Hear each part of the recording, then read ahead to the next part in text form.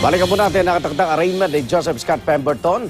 Ano-ano ang ating mga aasahan? At mula sa Olongapo Hall of Justice, may live report si Rida Reyes. Rida? Yes, Igan, good morning. Dito naman sa harapan ng Olongapo City Hall of Justice. Sa ngayon ay medyo maayos pa ang sitwasyon. Pero inaasahan natin na talagang magiging mahigpit na ang seguridad dito.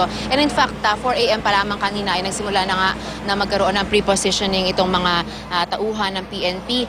Normally, dito sa gate pa lamang ay nakakalabas-masok tayo sa pagbabantay natin dito sa loob ng ilang araw. Pero ngayon medyo ilag ang mga gwardiya na nandito. Ang nasa loob lamang ng gusali ay yung mga ilang pulis at mga gwardiya. Yun daw mga prosecutors, mga judges at yung mga ibang tauhan o empleyado ng gusali ay wala pa rin, hindi pa rin daw dumarating.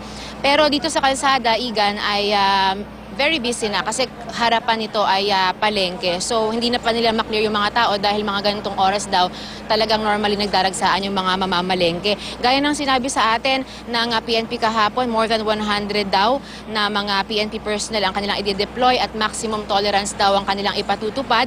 Lalo pa nga tinaasahan na merong mga rallyista na darating din mamaya habang ongoing itong procedure kay Pemberton.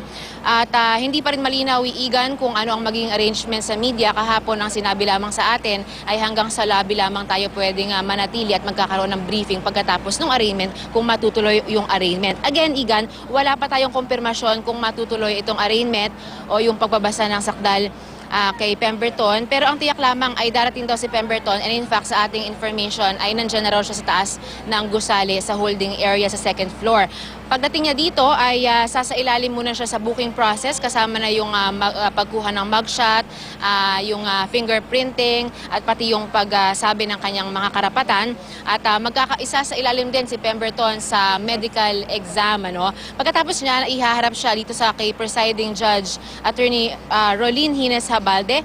At mula dyan ay posible na nga na matuloy ang arraignment within the day. At antabayan natin ang mga mangyari dito hanggang mamaya. At muna pinaka-latest mula rito sa Olongapo City Hall of Justice. Igan. Maraming salamat, Rida Reyes.